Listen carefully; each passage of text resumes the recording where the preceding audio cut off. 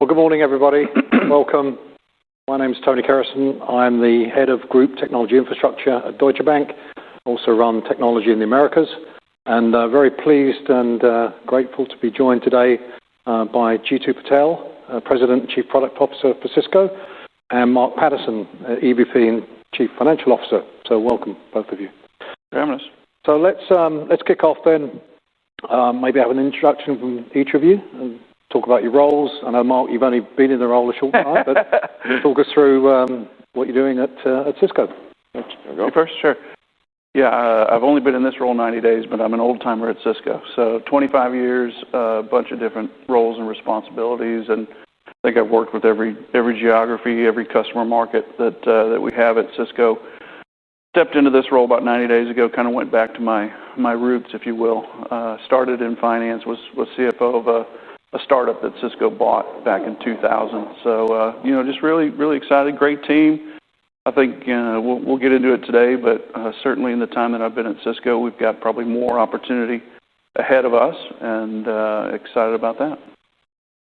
I'm Jeetu Patel. I took over a role as Chief Product Officer about a year ago, and I've been at Cisco for 5, but probably worth noting that, we used to, for the longest time, we ran Cisco in multiple business units, and one of the byproducts of that is you sometimes felt like a holding company because there were multiple different products that hadn't gotten integrated well, and so one of the things that we decided a few years ago was let's make sure that we pull these things together.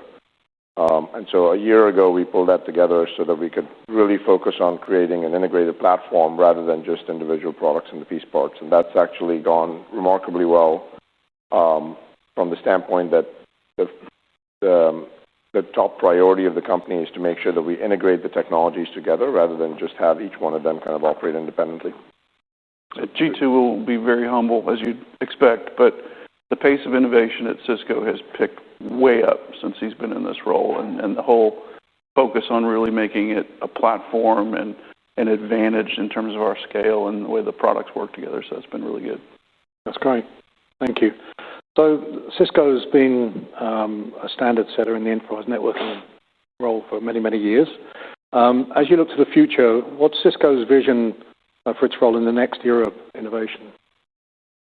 Actually, if you take a step back and say what is happening in the industry right now and why are we in a particularly good position, the traffic patterns because of AI for the network are going to be very different than what they've been in the past.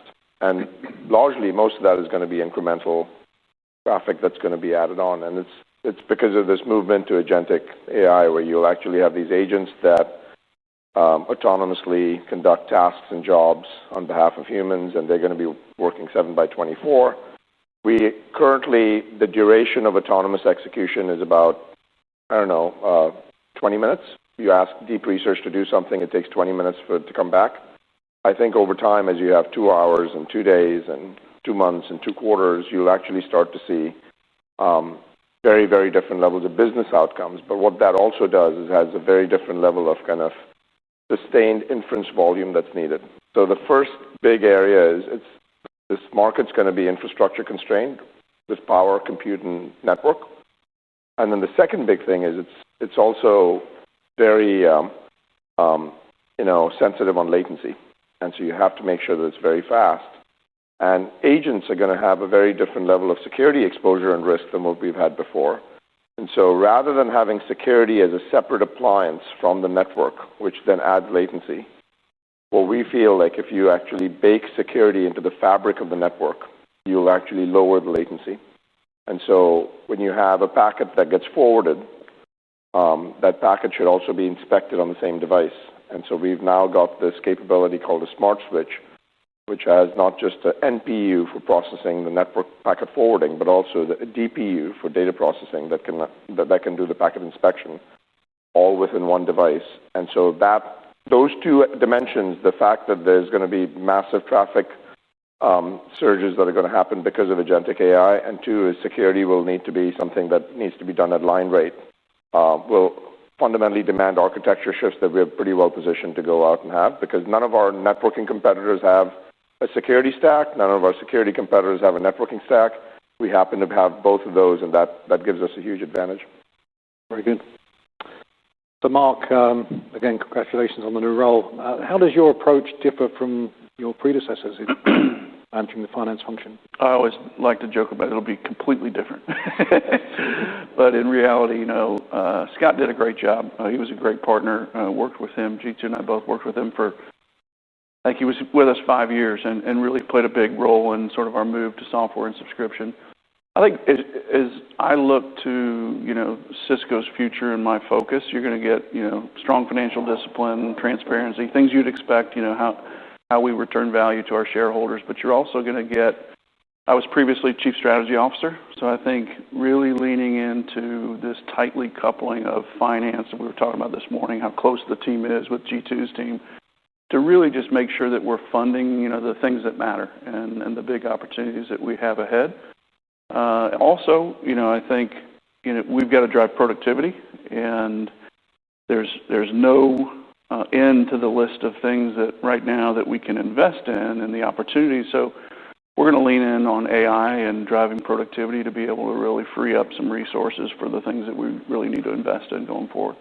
Yeah, I was going to ask you about what you've seen in AI running the company and, your perspective of that. And how you and Sammy, who runs our investor relations, he's got a team that actually is pretty cool that we have an AI engine that essentially pulls in all the competitors and, peers reports and earnings, as well as all our financial data and previous quarters scripts and all the analyst sort of expectations, comments, et cetera, and listens along with the call, suggests answers. Pretty soon you won't need me at all.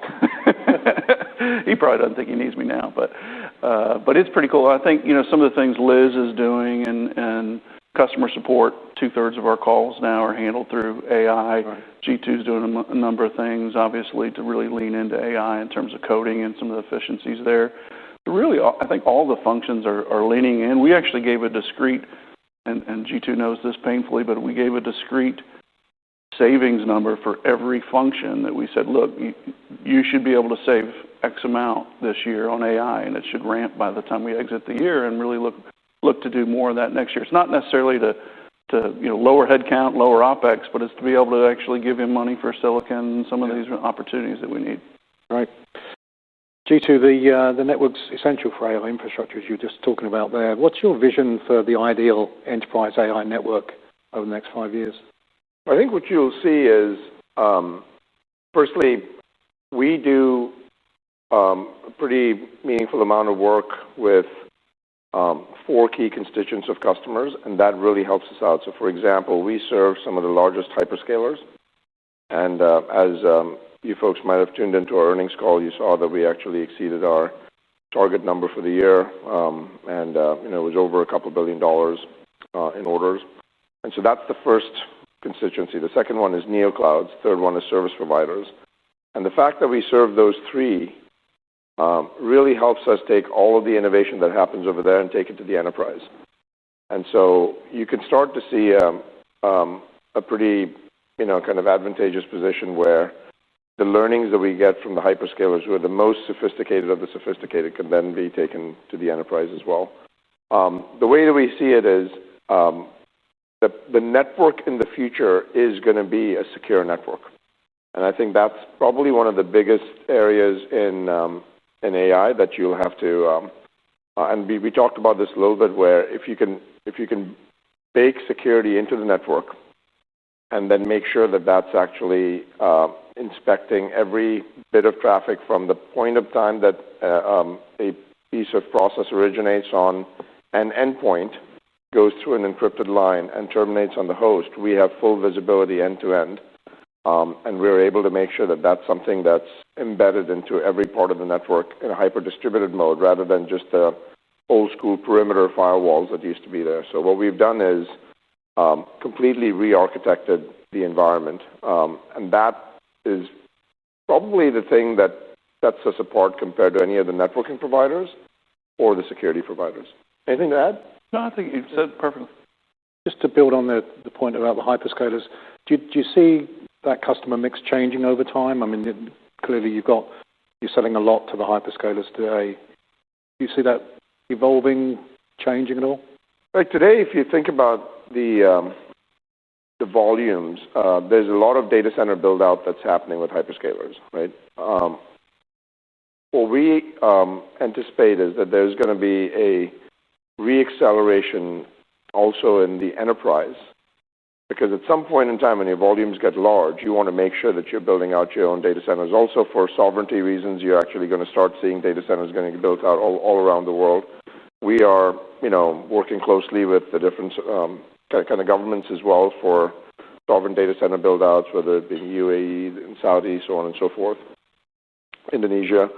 So I do feel like there is going to be a point in time where you will have certain percentage of workloads that will get reaccelerated in the private cloud. Today, majority of the workloads for AI happen to be in the public cloud with hyperscalers. But enterprise classical workloads are in the private cloud. Now, what's happening is every company we talk to is starting to think about them wanting to modernize their data center footprint so that they can get ready, because they're going to need to make sure that they re-architect everything from power requirements to the compute requirements to the network requirements within the data centers. They need to modernize their workplaces, whether it be a campus, branch, factory floor, store, home office. And then all of that will have to be done with a level of uptime resilience that's needed, what we call digital resilience. And the acquisition that we made of Splunk is, frankly, truly completes the portfolio, because what it does is it allows us to make sure that we can take network telemetry and security telemetry and correlate that data together so that we can be way better at compressing the time for investigation during an outage and spend most of the time on response and remediation rather than spending the first 4 hours trying to determine whether or not there was a network outage or a security breach, or was that an API overage or a bug in the application. We're able to go out and correlate that data pretty effectively. So the way that we've messaged this to the market is there are 3 big problems we solve. Re-architect and rethink data centers so that they can become AI ready. Make sure that you future-proof your workplaces and have digital resilience. And in each one of those areas, we have massively upgraded the portfolio, including in campus and branch, which is our largest business. We've got a full lineup of the portfolio that's refreshed at this point. So I completely agree with your point, by the way, because we've gone through exactly that right now. And, yeah. We've got a relationship with Google for the public cloud side. But now we're going to look internally. Yeah. Because the density and capacity that we've got, is not going to scale the level we need to. So. At some point in time, even a small fraction of the margin, when you get to enough volume, people want to make sure that it's a lot of millions of dollars. Yeah, exactly. So, right, Mark, you're going to say something? Well, I was just going to add, so we just came from our global sales meeting the last couple of days that we've had. And it's interesting, so being here 25 years, it's interesting to see how things have evolved over time. And we used to have a lot of discussions about routing, a lot of discussions about switching, discussions about security, et cetera. These areas that G2 is pointing out in terms of the AI data centers and the digital resilience and the campus and future-proofing your workplace, those conversations now, they run across everything. So you're seeing, security being talked about, everything, the networking pieces being talked about, everything, the role that observability plays, Splunk, et cetera. And so the portfolio is really coming together, I think, in a much different way than it has in the past. Yeah. And if I could just add, there's a piece that's really important to understand is if you think about what the constraints are going to be for the future, I think there's going to be 3 areas of constraints. We're going to be massively infrastructure constrained with the amount of, to satiate any kind of bandwidth or any kind of volume requirements of AI. The second big constraint is going to be a trust deficit, but people have to trust these systems, and you have to make sure that security is a bigger and bigger problem that most CIOs are facing right now and most CEOs are facing. And then the third one is a data gap. We happen to have, a front row seat in every single one of those areas because we are the core critical component for infrastructure that's low latency, high performance, power efficient for the network. We actually have a full security stack that not only provides AI for cyber defense, but also secures AI models itself, kind of themselves. And then thirdly, Splunk allows us to have machine data, kind of fabric that's very, very unique compared to what anyone else in the market has. So those three constraints tend to have a direct benefit to Cisco, and that's what gets us really excited. Yeah, interesting. So why is Silicon One so important in your value proposition to customers? So right now, if you look at the market, there's essentially not that many players that create their own network ASICs. So there's Broadcom, and then there's us, and then there's a little bit of NVIDIA on the scale-up side. But as you start thinking about the hyperscaler business, for example, we would not have a hyperscaler business if we didn't have our own silicon, because what that does is provides an offset for the market, and it provides choice so that they don't get beholden to just one vendor, because that actually gives them more pricing power. So we become a very essential component. And the other thing that you should keep in mind is this is where we get pretty excited about it, because our silicon, if you think about a switch, it has three components to it: the silicon, the systems, which is the physical box, and then the software. The margins are largely in the silicon and software, not in the system, right? The fact that we make our own system and some of our competitors are just resellers of other technology allows us over time to have extremely advantageous positions in the market. So I think there's a choice in the market that the market desires that we bring to the table, and it also allows us to have custom purpose-built ASICs all on the same platform that gets better performance over time. Yeah, I think from a financial standpoint, I mean, clearly the margin stacking that happens with other players is certainly a benefit to us in terms of just, accretive to our margins over time. And we're going to build Silicon One into all of our products. Right. Also, just having more control over the supply chain, the innovation cycle that goes into that, et cetera, is a big thing for us. But, I don't know, this may surprise G2, but I actually like to carry one of those chips. You carry one? I just happen to have the G200 chip with me right here. I just did that for you because it's so important to me. So I remembered to get it from under my pillow this morning. One of the things I have to say, Mark is a really funny guy, and from the time he took over as CFO, he had just become very serious. So it's really nice to see him. Chuck said, "You've been really serious the last couple of weeks." I said, "Well, shouldn't the CFO be pretty serious?" He said, "You're right." Fantastic. Switching gears a little bit, can you briefly describe your partnership with NVIDIA? And, yes. How does that help in your go-to-market strategy and your products, your thinking?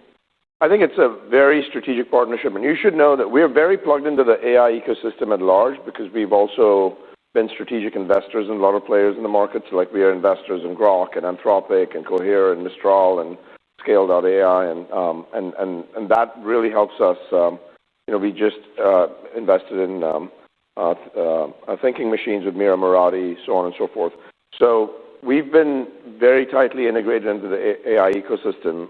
NVIDIA is, of course, one of the most strategic partners that one could hope to have. And the thing that we've seen as a buying pattern with NVIDIA is a lot of customers pay attention to the NVIDIA reference architecture.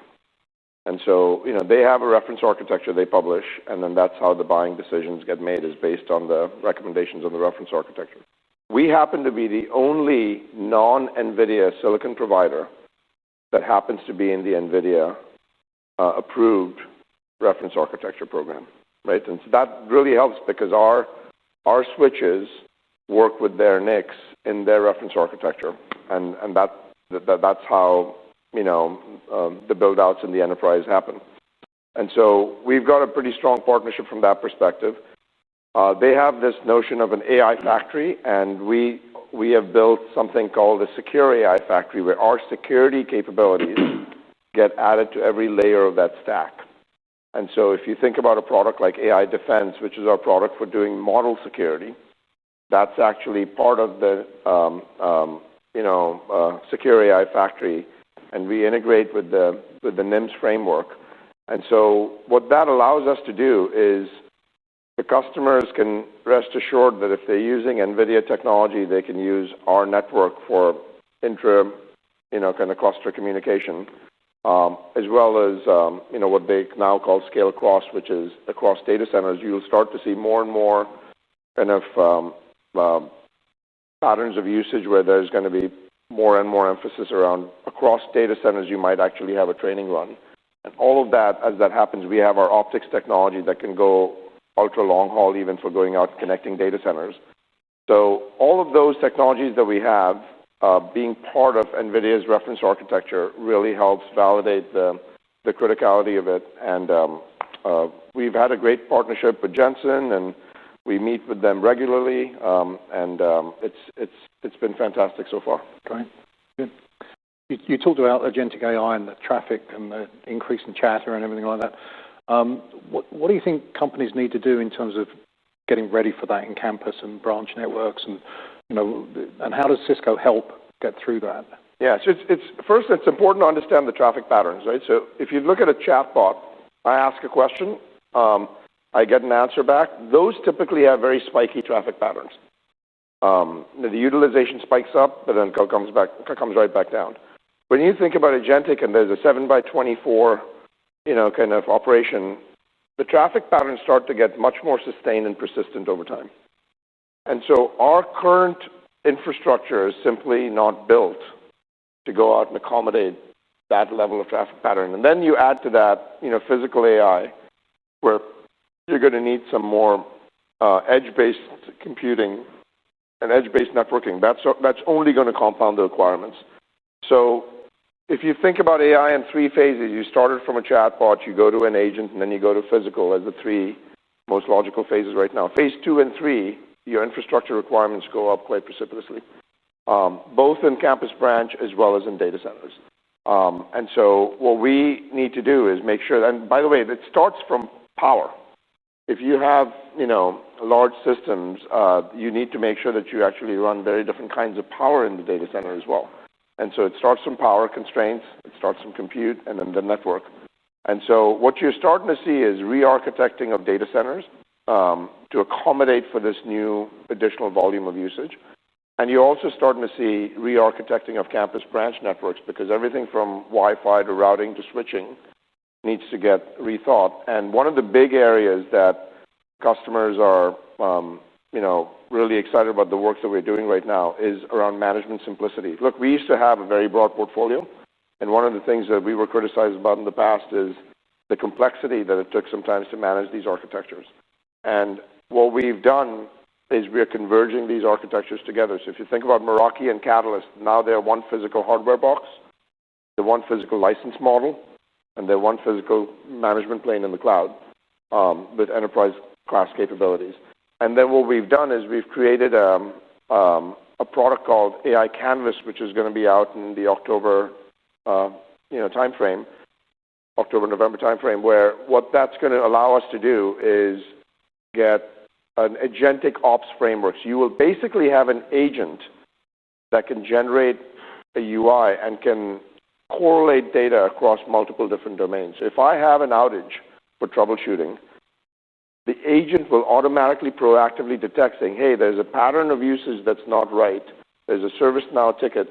You can just paste the ServiceNow ticket into a chatbot, and before you know it, the agent has actually given you all kinds of dashboards, pinpointed where the issue is, told you it might be a security breach or it might be a network outage, dynamically created the dashboard that you can actually bring other personas, like if you're a networking person, you can bring a security person into a collaborative workspace and coordinate with the agent, and by the end of it, have the troubleshooting done within a fraction of the time of what it would have taken otherwise.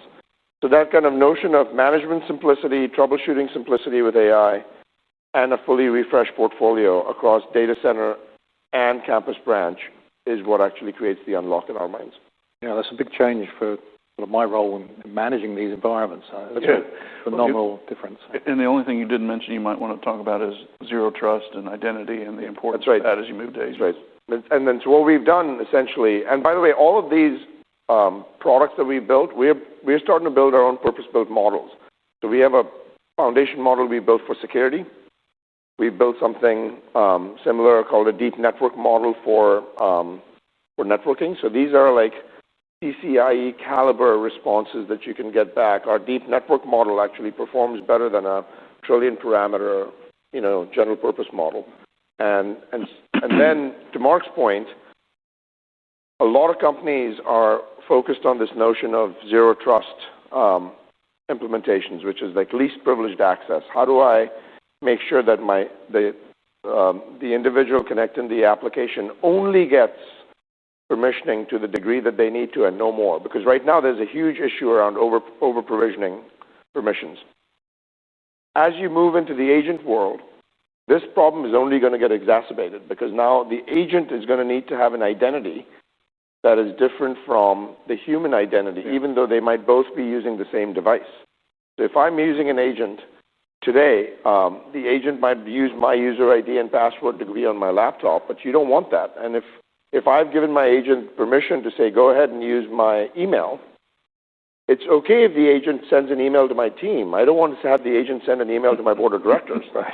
So you're going to need to have some kind of fine-grained control that needs to be in place as well. So that entire kind of picture of zero trust kind of network access will need to expand to universal zero trust network access that encapsulates not just humans connecting to applications, but agents connecting to agents and IoT devices connecting to IoT devices. Yeah.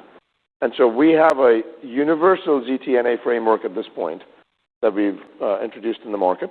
And that's starting to see some really good competitive takeouts that we're seeing with our competitors as well. So, and this was a product, by the way, that we built from the ground up over the past 2.5 years. So this was not something that, we kind of retrofitted something that we had. We built a product from the ground up, our secure access product, and that became the core foundation of it. And that's now fully integrated with our firewall capabilities and our, kind of segmentation capabilities. And all of those things pulled together is managed under one management plane. So this notion of platformization where people want to have fewer products because security is a highly fractured market and tied into the network is something that we are able to do better than any other player in the market at this point. Yeah. So we have to trust agents then? Only selectively. Trust but verify. Okay. Good. Mark, switching to you. So Cisco had a solid quarter despite some challenging conditions. What does this tell you about the operational discipline and the business model resiliency within the company? Yeah, first off, it was great to have my first quarter be a beat and raise and have a good quarter to come into. But yeah, we're seeing really good balance across geographies, across the technologies, et cetera. Seeing a lot of momentum. I think you're seeing very good financial discipline. We showed earnings growing faster than top line. We also guided for the same thing in Q1 for earnings to grow faster than the top line. And we also guided the same thing for FY26 overall. Right now we have a lot of tailwinds, I think, in the business, and most of them are kind of right in our wheelhouse. A lot of tailwinds relative to certainly web scale and what's happening with the AI infrastructure build-outs, and as well as the enterprise space, and then this campus refresh, and the way that security and networking are coming together. So overall, I think very, very good. Any thoughts on tariffs and what that's going to do? Yeah, so I think, obviously what we wanted to do and have always done is just be very clear about the assumptions and really lay that out in terms of what underpins the guide for us. It was really a minor impact in terms of Q3 and Q4, but it definitely hits us. We've assumed that the tariffs that are in place today will remain in place. We've also assumed that the USMCA exemptions and the semiconductor and electronic components exemptions will stay in place as well. If those things change, then certainly we'll be able to react. But we've got a very global supply chain. This is one of those areas where I think our scale is actually an advantage in the way that we can adapt and move. If you look at just the first set of tariffs that Trump put in place on China in his first term, we've mitigated over 80% of those tariffs by just being able to make the moves that we can with our scale. Does it help having your own silicon? Does that? Tariff-wise, I'm not sure that it really plays there, but Right. Given everything that we mentioned earlier, it's certainly a big thing, and our cost basis again will be different from those that are procuring it from other players too. So that could potentially help us. Great. Well, that's the end of the questions that I have today. So we've got a few minutes left. If we can go to the audience and see if there are any questions. One over there. Get a mic, please.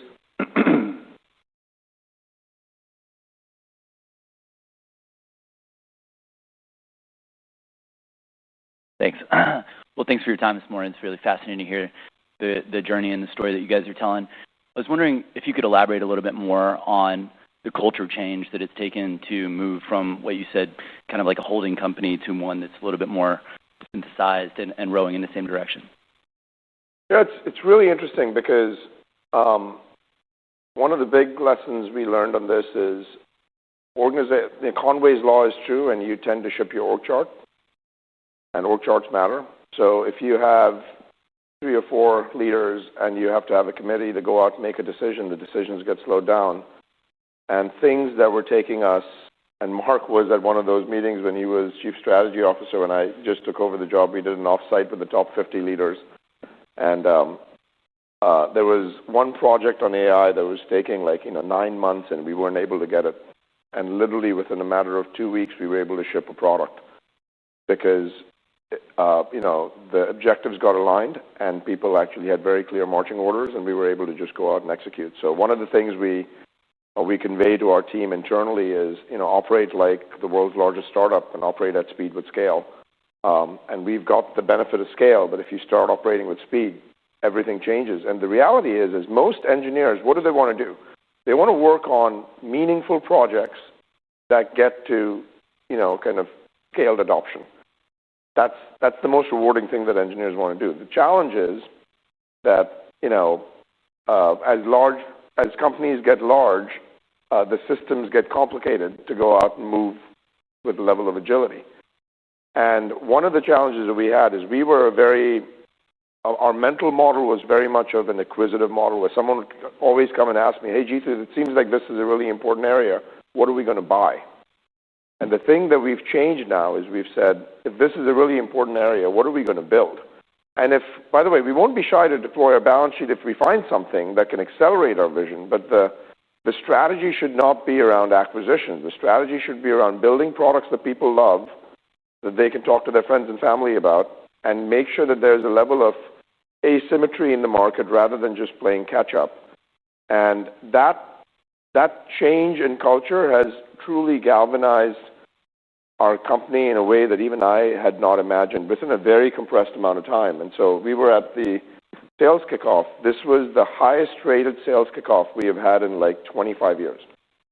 And there's a spring in the step in the employee base because they're seeing us winning and they're seeing us actually doing building great products, and we are kind of at the front of a trend that is being defined, and the architectures that are getting rethought, we are defining those architectures rather than trying to chase and follow them. And when a company has the size and scale of Cisco and you start doing that, you can, essentially we've gotten our swagger back, and that's the thing that's the most exciting in my mind, Got 1 minute left, so if there's a very quick question. No? Okay, well, thank you very much, Jeetu. Thank you, Mark. Thanks, Tony. Appreciate it. And pleasure having you on. Thank you today. Thank you. Thank you, everybody.